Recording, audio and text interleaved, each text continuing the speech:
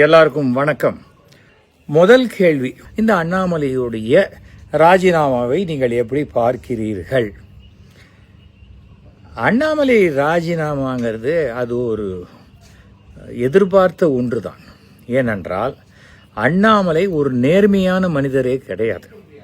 அவர் police வேலையில் இருந்தார். அங்கே நீக்கப்படக்கூடிய சூழ்நிலை வரும்போது தானே ராஜினாமா பண்ணிட்டு அரசியலுக்குள்ள, அதாவது கர்நாடகாவை விட்டு தமிழ்நாட்டுக்கு வந்து அப்படியே பயங்கர சேவை பண்ணுற மாதிரி வந்தார். வந்து எனக்கு எங்கிட்ட வந்து ஆசீர்வாதமும் வாங்கி கொண்டு எங்கள் வீட்டில் அப்போது வந்து துணை தலைவராக அவரை போட்டபோது சொன்னேன், 10 1 11 ஆயிடாதீங்க, நீங்கள் நம்பர் 1 வருவதற்குண்டான வாய்ப்புகள் இருக்கிறது, ஆனால் நேர்மையாக இருக்க பாருங்கள், அதுதான் ரொம்ப முக்கியம் அப்படின்னு நான் சொன்னேன். கண்டிப்பாக அப்படின்னாரு. கடைசியில் நேர்மையாகவும் இல்லை. ஏனென்றால் என்னுடைய குடும்ப செலவுக்கே மாதம் 10 லட்ச ரூபா யாரோ கொடுக்குறேன். எனக்கு தெரிஞ்சு தானம் வாங்கி சாப்பிட்றவனுக்கு 10 லட்ச ரூபா தானம் வாங்கி சாப்பிட்ற முதல் நபரை நான் இப்போ தான் பார்த்தேன். அவசரத்துக்கு வேணால் 2 இட்லி வாங்கி கொடுக்கலாம், எனக்கு வந்து தங்க பிளேட்டில் பிரியாணி வாங்கி கொடு அப்படின்னு கேட்குற ஒரு யாச்சகம் பெற்ற ஒரு அண்ணாமலையை நான் அதிசயமாக நான் பார்த்தேன். அப்போவே தெரிஞ்சு போச்சு இந்த ஆள் ஒரு பெரிய ஃப்ராடு அப்படின்னு. அது ஆரம்பத்திலேருந்து நான் தான் சொல்லிக்கிட்டே வந்தேன். அதற்கு பிறகு எனக்கு தெரிஞ்ச வரைக்கும் இவர் சுமார் 1 கோடி ரூபா ஒரு மாதத்துக்கு செலவழித்து மீடியாவில் இவரை பூஸ்ட் பண்ணி, அதாவது பிஜேபியை விட அண்ணாமலை தான் பெரியவர் அப்படிங்கிறத பூஸ்ட் பண்ணி திரும்பின பக்கம்லாம் அண்ணாமலை இல்லைன்னா பிஜேபியே கிடையாது அப்படிங்கிற அளவுக்கு அந்த இதை வந்து மீடியாவை கொண்டு வந்து யூஸ் பண்ணிட்டாரு. எனக்கு தெரிஞ்சு ரொம்ப நேர்மையானவர்கள், ரொம்ப நடுநிலையானவர்கள்ங்கிறவங்கெல்லாம் கூட அண்ணாமலைக்கிட்டேருந்து வாங்கிறத வாங்கிக்கிட்டு அண்ணாமலையை மாதிரி ஒருத்தர் உண்டு, அண்ணாமலை மட்டும் இல்லைன்னா ஐயோ நினச்சி கூட பார்க்க முடியலப்பா அப்படிங்கிற மாதிரி ஜனா கிருஷ்ணமூர்த்தி, இலா கணேசன், அது மாதிரி எத்தனையோ பேர் வந்து கை காசை போட்டுக்கிட்டு பஸ்ஸில் போய் கட்சியை வளர்த்தவங்கெல்லாம் தமிழ்நாட்டில் இருந்திருக்காங்க. இது ஜனசங் அப்படிங்கிற ஒரு அமைப்பிலேருந்து வந்தது. ஆர்எஸ்எஸ் உடைய ஒரு சித்தாந்தங்களை உள்ளடக்கிய ஒரு விஷயம். பொதுவாகவே இந்த பிராமணர்கள் வந்து பிஜேபியை ஆதரிப்பாங்கங்கிறது ஒரு தெரிஞ்ச விஷயம். இதுதான் வந்து இதில் மோடி வந்த பிறகு தமிழ்நாட்டில் மோடி வந்துட்டார், இனிமேல் இந்தியா சிறப்பாக்காது. அதில் அந்த மோடியை பற்றின எனக்கு செகண்ட் ஒப்பீனியன்லாம் ஒன்றும் கிடையாது. மோடி என்னை பொறுத்த வரைக்கும் ஒரு நல்ல நண்பர்னு அவர் என்னை அழைத்திருக்கிறார், நான் அவர் அழைச்சிருக்கேன். அதுக்கப்புறம் மறந்துட்டார், நான் மறக்கலை, அதை வச்சுருக்கேன், அவ்வளோதான். மோடியை பற்றி ஒன்றும் பிரச்சனை இல்லை. ஆனால் மோடியினுடைய கட்சியில் மோடிக்காக ஒருத்தர் வந்து சேர்ந்திருக்காருங்கிறது தான் அண்ணாமலைக்கு பெருமையாக இருந்ததே தவிர அண்ணாமலையாலெல்லாம் மோடிக்கு எந்த பெருமையும் கிடையாது. தவிர வந்து பிஜேபி இன்னி வரைக்கும் அந்த 3% ஓட்டை தாண்டவே இல்லை. இவர் என்ன எதிர்பார்த்தாரு, தன்னையே தொடர்ச்சியாக வச்சிருக்கணும்னு எதிர்பார்த்தாரு. அதுக்காக என்ன பண்ணாரு, ஒரு 3% ஓட்டு வங்கி இருக்கக்கூடிய பாரதிய ஜனதா 30% ஓட்டு வங்கி இருக்கக்கூடிய அதிமுகவை அப்படியே சுண்டி அப்படி விட்டுடலாம் அப்படின்னு நினச்சி பேசினார். எடப்பாடி அவர்கள் வந்து இபிஎஸ் அவருடைய உண்மையான ஒரு பலம் தெரியல அண்ணாமலைக்கு. நம்ம ஈஸியாக அப்படி லெஃப்ட் ஹேண்டில் டீல் பண்ணலான்னு நினச்சா அவர் மோடி அமித்ஷாவையே லெஃப்ட் ஹேண்டில் டீல் பண்ணுறவராக இருக்கார். என்ன பண்ண முடியும் சொல்லுங்கள்? தேர்தலில் ஜெயிக்கிறோம் தோக்கிறோம் அதெல்லாம் வேற விஷயம். ஒரு கட்சியை வந்து அவர் நடத்துறது ரைட்டா தப்பா அதெல்லாமும் நான் போகலை. ஆனால் தமிழ்நாட்டில் அதிமுக தான் அப்படிங்கிற ஒரு ஃபிக்ஸ்டு விஷயத்தில் இருந்துட்டார். இவரை மாற்ற முடியல. இவர் கச்சாமுச்சான்லாம் பேசினார், ஜெயலலிதாவை பற்றி தப்பாக பேசினார், எல்லாமே பேசினார். கடைசியில் பார்த்தா கூட்டணிக்கு வந்து சேரணும்னு பிஜேபி ரொம்ப சொன்ன போது அண்ணாமலை இருந்தால் இந்த கூட்டணி கிடையாது அப்படிங்கிறத ரொம்ப தெளிவாக சொல்லிட்டாரு. 4:30 மணிக்கு அண்ணாமலைக்கு பதிலாக நயினார் நாகேந்திரன் அப்ளிகேஷன் போட்டு அண்ணாமலை கிடையாதுன்னு தெரிஞ்சப்பறம் தான் வீட்டை விட்டு கிளம்பி ஐடிசிக்கு போய் சோழாவில் அந்த பேச்சுவார்த்தையில் கலந்து கொண்டவர். அப்படிப்பட்டவர் அதனால் என்னாச்சு, இவருக்கு கொஞ்சம் கொஞ்சமாக எல்லா விதத்துலையும் இவர் எதிர்பார்த்த மாதிரி நடக்கலை. அவர் எந்த ஒரு கட்சியிலையுமே தலைமையில் இருக்கும்போது இவர் என்ன பண்ணார், ஒரு பிராமணன் கூட இந்த கட்சியில் இருக்கக்கூடாதுன்ட்டு எல்லாரையும் ஒழிச்சு எடுத்துட்டார். அதுக்கு பிறகு பல பிராமணர்கள் ஐயோ இல்லை அண்ணாமலை சும்மாவா அப்படிங்கிற மாதிரி லூஸ் தரமாக பேசிக்கின்னு அண்ணாமலையை தான் சப்போர்ட் பண்ண. ஆனால் அண்ணாமலைக்கு மேலே அவருடைய பிரதனில்லாவுடைய செங்கல் சூளை அது இதுன்னு அந்த பற்றின டீட்டெயில்ஸ் எல்லாம் மாரிதாஸ் அவரை கேளுங்க. அவர் கிட்டத்தட்ட 2000 கோடி ரூபா வரைக்கும் அண்ணாமலை இந்த 4 வருஷத்தில் சேர்த்துட்டாருங்கிற மாதிரி கணக்கு அவர் யூடியூப்பில் அவரே சொல்லியிருக்காரு. அதுக்கு ஒன்றும் யாருமே பதில் சொல்லவே இல்லை. அண்ணாமலை பிரச்சாரம் பண்ணார், 11% ஆயிடுச்சு அப்படின்னார். எங்கே 11% ஆச்சு? நீங்கள் நல்லா யோசிச்சு பாருங்கள். 24 பாராளுமன்ற தேர்தலில் மோடியா ராகுல் காந்தியா, இதுதானே கேள்வி. மோடி இல்லை ராகுல் காந்தி, இவங்களுக்கு தானே ஓட்டு போடுவாங்க. அந்த சமயத்தில் எடப்பாடி எனக்கு ஓட்டு போடுன்னு கேட்டால் யார் போடுவாங்க? அதனால அதிமுகவுக்கு வர வேண்டிய ஓட்டுக்கள் எல்லாம் மாறி போச்சு. அதனால பிஜேபிக்கு வந்த ஓட்டு, பிஜேபியினுடைய வளர்ச்சி கிடையவே இல்லை. பிஜேபி 3% மேலே தமிழ்நாட்டில் வளரலை, இதுதான் உண்மை. அதை புரிஞ்சுக்காம இவர் சொன்னதையே எல்லாரும் நம்பிக்கிட்டு, இவர் காசு கொடுத்தவங்கெல்லாம் இவர் சொன்னதையே இவரை விட அதிகமாக கூவிக்கிட்டு பண்ணிட்டாரு. ஆனால் உண்மை தெரிஞ்சு போச்சு. இப்போ கூட தான் பறந்து ஹெலிகாப்டர்லாம் போய் பிரச்சாரம் பண்ணாரு. ஏன் ஜெயிக்கல? அது 10 தொகுதியோ 17 தொகுதியோ எத்தனை தொகுதியோ இவர் எல்லாத்துக்கும் தானே போனார். ஒரு 10 தொகுதியாக ஜெயிச்சிருக்கணும்ல. அப்போ ஒன்று தானே ஜெயிச்சுது. அப்போ அண்ணாமலையினால பிஜேபி இல்லை அப்படிங்கிறது டெல்லிக்கும் தெரிஞ்சு போச்சு. தவறும் அவர் சேர்த்த சொத்துக்கள் அது இது வாய்ச்சவடால் வாய் மட்டும்தான் வேலை செய்யுது அப்படிங்கிறதெல்லாம் சேர்ந்ததுனால அவருக்கு வேற வழி இல்லாத போச்சு. சீட்டும் கிடையாதுன்னு சொல்லியாச்சு. ஏனென்றால் அண்ணாமலே அரசியலுக்கு புதுசாக வந்திருக்காரு. பழந்தின்னு கொட்டை போட்டவர் தான் நயினார் நாகேந்திரன். அதனால் அவர் என்ன பண்ணணுமோ அவர் வேலையை காட்டினார். அவரும் இபிஎஸும் ஏற்கனவே ஒன்றாக இருந்தவர்கள். அவ்வளோதான், முடிஞ்சு போச்சு அண்ணாமலை. அதுக்கு வேற வழி இல்லை. நான் கட்சி ஆரம்பிச்சுட்டு போங்க, தப்பே கிடையாது. அதனால் இவரை அமித்ஷாலாம் எப்படியாவது நீங்கள் இல்லைன்னா இந்தியா அவ்வளோதான் எங்கே போகும் அப்படிலாம் அமித்ஷா பேசுவார் நினைக்கிறீங்களா? நீ மட்டும் தனி கட்சி ஆரம்பிச்சு பாரு, நீ சேர்த்த அத்தனை பணத்தையும் மூக்கு வழியாகவே வெளியில் எடுத்துடுறேன்னா இல்லையா அப்படிங்கிறது தான். அதனுடைய விளைவுகள்லாம் ஆரம்பிச்சாச்சுன்னு வச்சுக்கோங்க. ரைடு யாருக்கு போகணுமோ ரைடு வர ஆரம்பிச்சாச்சு, அதெல்லாம் ஆச்சு. இப்போது ஒய் கேட்டகரிக்கு இவருக்கு என்ன உயிர் பயம்? எனக்காவது உலக அளவுலேருந்து எனக்கு இருக்கிறது கோர்ட்லேயும் ப்ரூவ் ஆகி எனக்கு ஒரு கன்மேன் கொடுத்துருக்காங்க. இவருக்கு என்ன? சும்மா அதெல்லாம் செட்டப் பண்ணி ஆர்எஸ்எஸ்ல இருக்கக்கூடிய 1-2 பேர் செந்தில் அது மாதிரி 1-2 பேரை வச்சுக்கிட்டு இவரே கிரியேட் பண்ணின ஒரு விஷயத்தை வைத்து போட்டு பண்ணுறாரு. சரி, பண்ணிட்டு போட்டோம். ஆக மொத்தம் அண்ணாமலை ரிசைன் பண்ணுறதுனால பிஜேபிக்கு கடுகு அளவு கூட ஒரு நஷ்டமும் கிடையாது. இதுதான் என்னுடைய பார்வை. ஓகேயா? எத்தனையோ பேரை பார்த்தாச்சு, எத்தனையோ ஸ்டேட்டில் அகைன்ஸ்டாக இருந்த இடத்துலலாம் இப்போ பிஜேபி வந்துடுச்சு. அப்போ அண்ணாமலை இல்லாட்டாலும் தமிழ்நாட்டில் வரணும்னா அதுக்கு உண்டான வேலையை அவர்கள் செய்வார்கள். ஓகேயா? அடுத்த கேள்வி, பிஜேபி வளர்ச்சிக்கு அண்ணாமலை தடையாக இருக்கதா நீங்கள் தான், அதாவது எஸ்வி சேகர் ஆரம்பத்துலேருந்தே சொல்லிட்டு இருந்தீங்க. இப்போ அண்ணாமலை இல்லாத பிஜேபி எப்படி இருக்கும்? நினச்சி பார்க்கவே ரொம்ப நடுக்கமாக இருக்குங்க. ஏன்னா ஏற்காடு குளிருது, அதுக்காக சொன்னேன். அண்ணாமலை இல்லைன்னு என்ன? அண்ணாமலை ஒரு புழுக்க. அண்ணாமலையை நம்பியா பிஜேபி இருக்கு? ஏங்க, அது சித்தாந்த அடிப்படையில் இருக்கக்கூடிய ஒரு கட்சிங்க. நான் 1990 2004 வரைக்கும் பிஜேபி அனுதாபியாக இருந்தேன். அத்தனை அவங்க எந்த கூட்டணி இருந்தாலும் அந்த கூட்டணிக்கு போய் நான் பிரச்சாரம் பண்ணிட்டு வந்தேன். 2013 மோடி அவர்கள் கேட்டுக்கொண்டதற்காக நான் பிஜேபியில் சேர்ந்தேன். ஏன்னா அதுக்கு முன்னாடி 2 கட்சியில் இருந்துட்டேன். ஏடிஎம்கே, காங்கிரஸில் ஒரு 6 மாதம் இருந்தாச்சு. அதனால் பிஜேபிக்கு நான் வந்தேன்.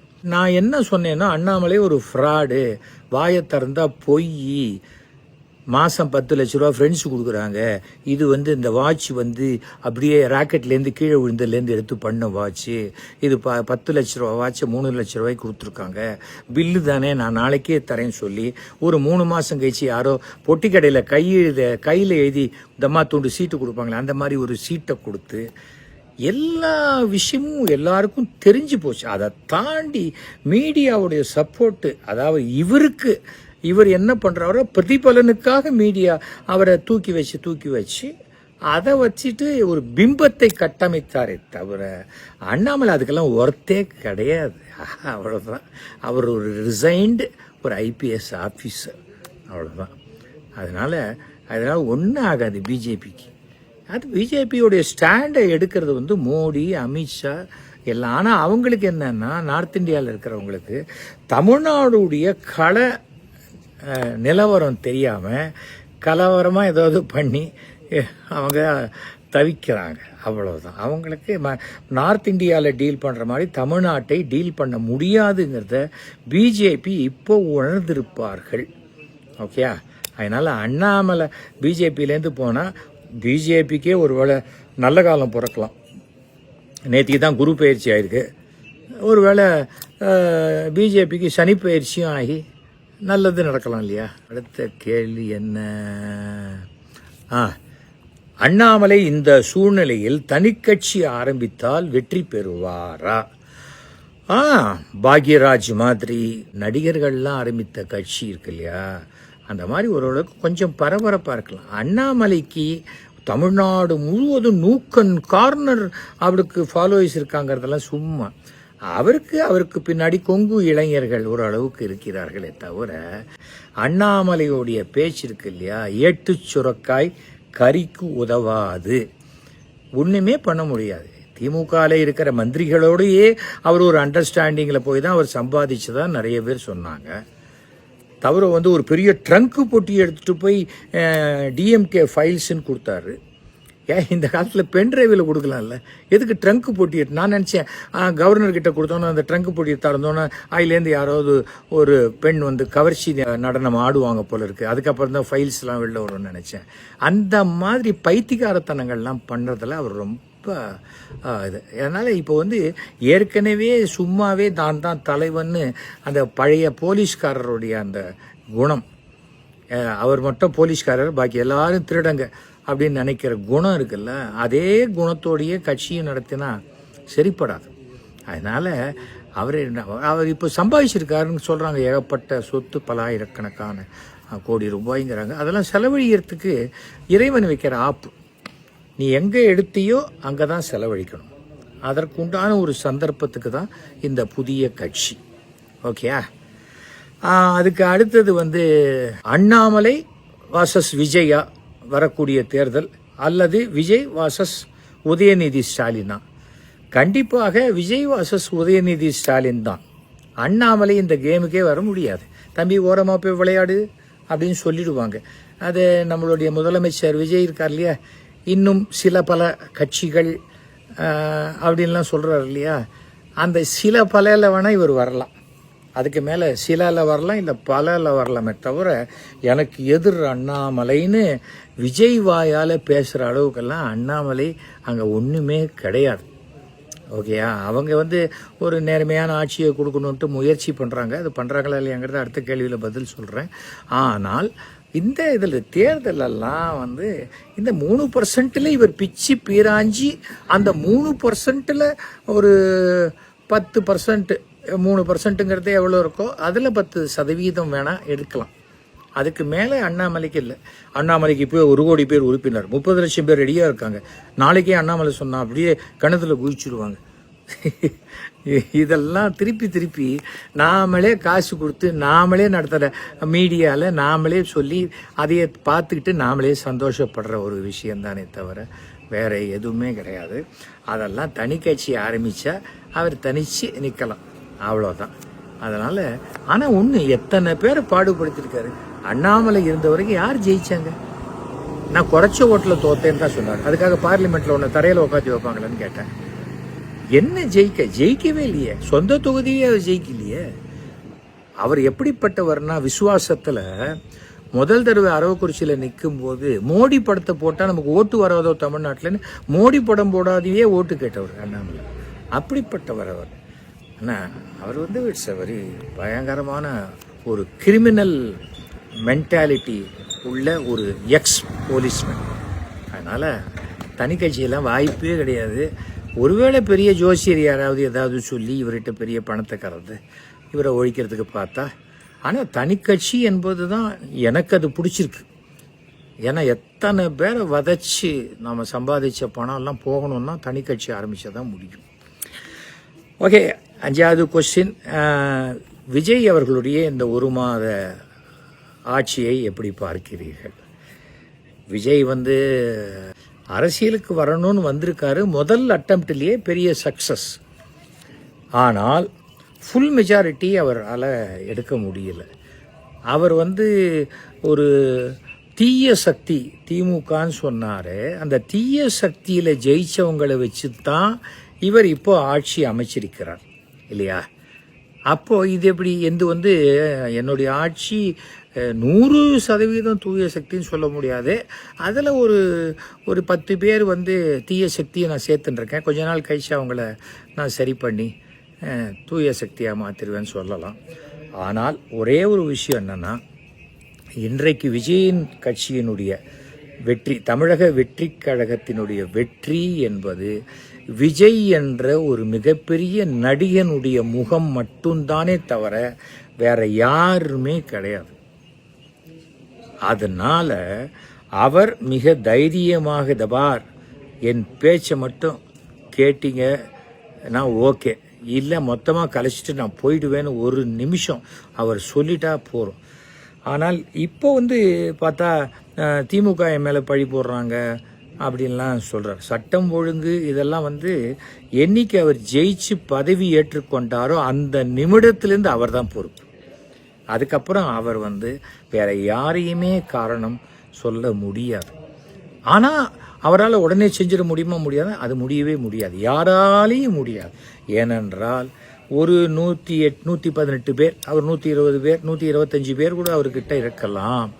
ஆனால் கிட்டத்தட்ட 10 லட்சத்துக்கும் மேற்பட்ட அதிகாரிகள் 60 வயசு வரைக்கும் இந்த தமிழக அரசில் வேலை செய்யக்கூடியவர்கள் எல்லா டிபார்ட்மெண்ட்லையும் எல்லா லெவல்லையும் இருக்கிறவங்க எப்படி மாறுவாங்க? அரசியல்வாதிக்கு ஆயுசு 5 வருஷம். அதுவே அரசு ஊழியர்களுக்கு 60 வயசு வரைக்கும் அவங்க இருக்கலாம். அது 25 வருஷமாக இருக்கலாம், 30 வருஷமாக இருக்கலாம். பல பேருக்கு பல சூட்சுமங்களை சொல்லிக் கொடுப்பது பல அதிகாரிகள் தான். சில நேர்மையான அதிகாரிகள் இருக்காங்க, அவங்க என்ன பண்ணுவாங்க, நமக்கு எதுக்கு பாம்பாங்க, இல்லாட்டி ஏதாவது சொல்லும்போது அவங்கள தூக்கி வேறு டிபார்ட்மெண்ட்டுக்கு போட்டுருவாங்க. அதெல்லாம் நடக்கும். ஆனால் எனக்கு தெரிந்த வரைக்கும் இன்னைக்கு விஜய் அவர்கள் இன்னும் ஒரு நாளைக்கு 8 மணி நேரம் டிஃபன் பாக்ஸில் சாப்பாடை கொண்டு வந்து அங்கேயே சாப்பிட்டு பேசுகிறாரு, அங்கேயே டிஸ்கஷன் பண்ணுறாருன்னு சொல்கிறாங்க. அது போராது. 24 ஹவர்ஸும் அதே சிந்தனையாக இருக்கணும்.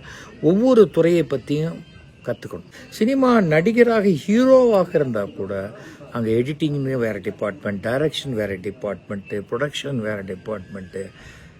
அப்போது எல்லாத்துலேயும் நம்ம தலையிடுறதுக்கு முன்னாடி அது என்னன்னு தெரிஞ்சுக்கணும். அது போலத்தான் இந்த அரசினுடைய அனைத்து மிஷினரி இப்போது மெக்கானிக்கு மட்டும்தான் மாறி இருக்காங்க.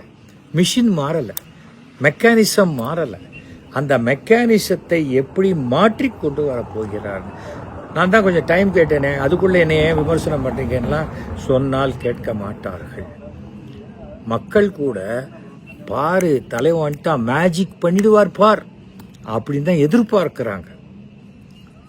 ஸோ அந்த எதிர்பார்ப்பு அவர்களுக்கு நடக்கலைன்னா எதிர்பார்த்தவர்களுக்கே ஏமாற்றம் கிடைக்கும். ஏனென்றால் விஜய் அவர்களுக்கு தெரியும், சினிமா நடிகர்களுக்கு இருக்கக்கூடிய ரசிகர் மன்றங்கள் எக்கச்சக்கமாக எத்தனையோ ரசிகர் மன்றம் இருக்கலாம். ஆனால் அவர்கள் விருப்பப்படி அந்த படம் கொடுக்கலன்னா அந்த படம் ஊற்றிக்கும். அவங்க பழைய படத்தை பார்த்துட்டு தான் போவாங்களே தவிர இந்த படத்தை எப்படியாவது நான் தூக்கி நிறுத்துறேன்னு எந்த ரசிகனும் நிறுத்த மாட்டாங்க. இதுதான். அது ரஜினிகாந்துக்கும் அதே தான், சிவாஜிக்கும் அதே தான், எம்ஜிஆருக்கும் அதே தான். ஆனால் ஒரு மிகப்பெரிய ஆச்சரியம் எனக்கெல்லாம், நான் எதிர்பார்க்கவே இல்லை இவ்வளோ பெரிய வெற்றி வந்திருக்கு. வந்தவருக்கு வாழ்த்துக்களை நம்ம சொல்லிட்டோம். நான் அரசியல்வாதி இல்லாதனால எல்லாத்துலேயும் என்னால் குறை சொல்ல முடியாது. ஆனால் சட்டம் ஒழுங்கு எல்லாவற்றிற்கும் பதவியேற்ற வினாடியிலிருந்து மாண்புமிகு தமிழக முதலமைச்சர் சி. ஜோசப் விஜய் அவர்கள் தான் பொறுப்பை ஏற்றுக்கொள்ள வேண்டுமே தவிர, அதை சரி பண்ணுறதுக்கு உண்டான அனைத்து முயற்சிகளும் அவர் செய்ய வேண்டும்.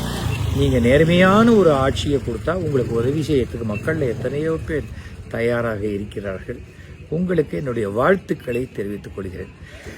ஓகேயா, இதான் 5 கேள்வி பதில் சொல்லியாச்சு. அமைச்சரவையில் புதுசாக நிறைய பேர் வந்திருக்காங்க. அவர்கள் எல்லாம் முதல்ல அந்த துறையில் என்ன நடக்குது, இந்த துறை எப்படி செயல்படுதுங்கிறத தெரிஞ்சுக்கணும்.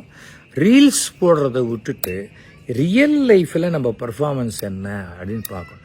நான் 5 வருஷம் மயிலாப்பூர் எம்எல்ஏவாக இருந்தேன். 300 கோடி ரூபாய் வேலை நடந்தது. ஒரு பைசா கூட கமிஷன் வாங்காத நான் நேர்மையான ஒரு எம்எல்ஏவாக இருந்திருக்கேன். 20 வருஷம் முன்னாடியாக இருந்தால் கூட இன்னி வரைக்கும் அதான் நிஜம். அந்த மாதிரி இருந்து காமிக்கணும். அதை விட்டுட்டு சும்மா நான் இப்படி பண்ணுறேன் அப்படி பண்ணுறேன், நான் கூட சம்பாதிக்கலைன்னா எப்படி, அப்படிலாம் அவங்க போகக்கூடாது. ஏனென்றால் உங்கள் அனைவருடைய வெற்றியும் விஜய் என்ற ஒருவருடைய முகம் வாங்கி கொடுத்த வெற்றி. அதை மறந்துடாதீங்க. நீங்கள் என்ன சின்ன தப்பு பண்ணாலும் அந்த தப்பு உங்கள் தலைவர் மாண்புமிகு தமிழக முதல்வர் சி. ஜோசப் விஜய் அவர்களை தான் பாதிக்குங்கிறத மனசில் வச்சுக்கிட்டு 24 மணி நேரமும் நீங்கள் ஜாகிரதையாகவும் நேர்மையாகவும் ஒழுக்கமாகவும் இருந்தீங்கன்னா உங்களுடைய ஆட்சி வெற்றி பெறுவதற்குண்டான வாய்ப்புகள் இருக்கிறது. அனைவருக்கும் நன்றி, வணக்கம்.